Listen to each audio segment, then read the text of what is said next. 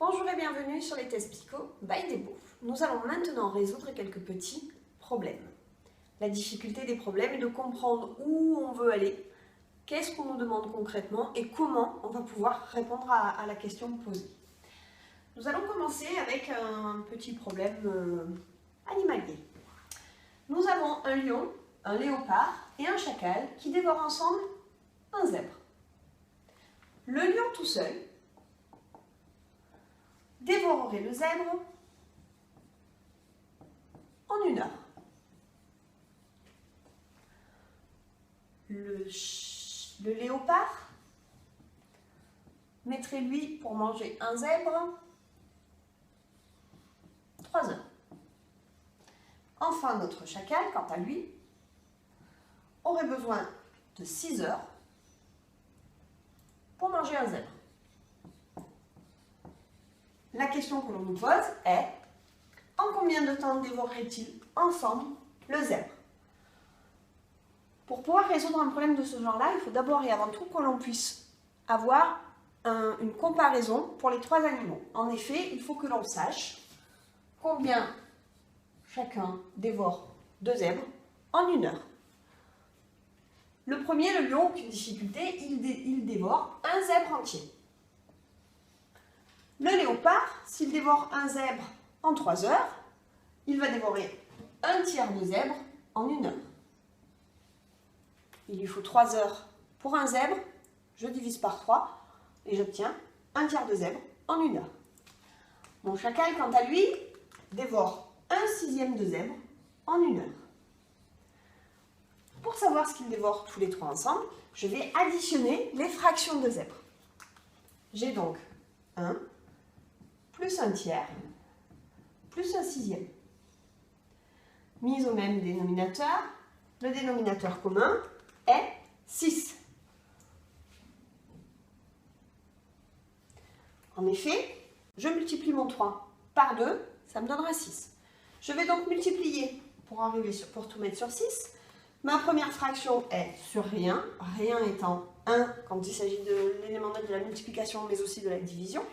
Je dois donc multiplier ma première fraction par 6. Ma seconde fraction est déjà sur 3. J'ai donc juste à la multiplier par 2. 2 fois 3, 6. Ma troisième fraction est déjà sur 6, je ne fais rien. J'additionne et j'obtiens donc 6 et 2, 8, 9 sur 6. Je peux simplifier.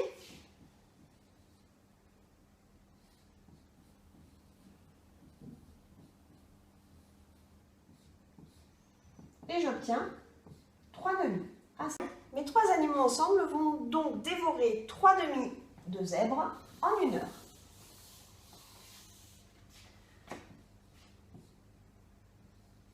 Ils dévorent donc 3 demi-zèbres en 60 minutes, puisque je rappelle qu'il y a 60 minutes dans 1 heure.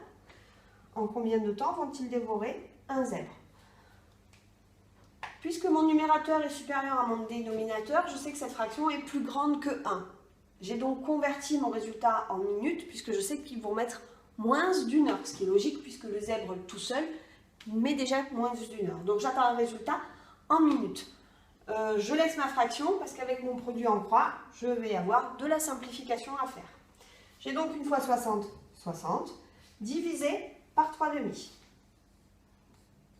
60 divisé par 3 demi équivaut à 60 multiplié par 2 tiers.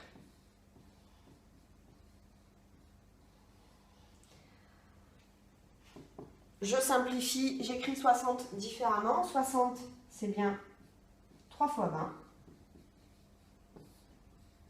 Je vais pouvoir simplifier mes 3. Et mes 3 animaux mettront donc 40 minutes pour manger mon zèbre. Voilà pour ce premier problème.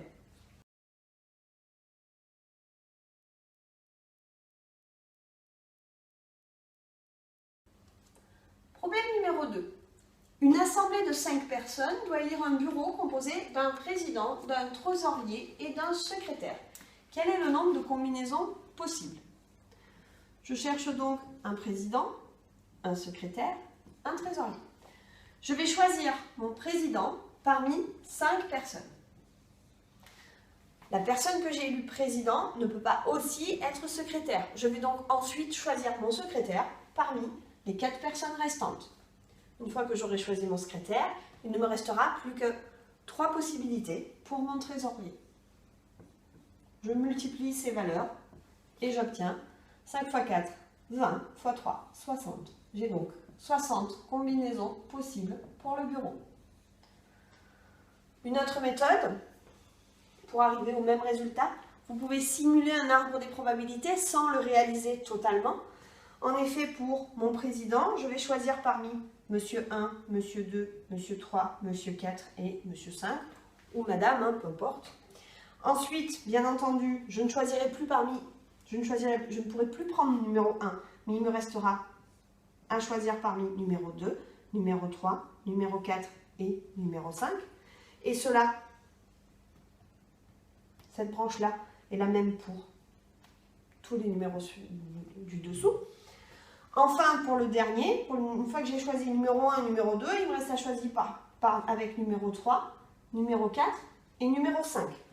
Donc j'ai bien 5 possibilités pour la première. Pour chacune de ces possibilités, j'aurai ensuite 4 choix possibles, 5 x 4. Et enfin, pour la dernière position, une fois que j'ai choisi mon premier et mon second, il ne me reste plus que 3 choix possibles, 5 x 4 x 3, de nouveau. Si je faisais toutes mes branches, j'aurais donc 60 branches. Bien entendu, le but n'est pas de toutes les faire, mais d'imaginer le nombre qu'on pourrait en avoir. Voilà pour cet exercice de dénombrement.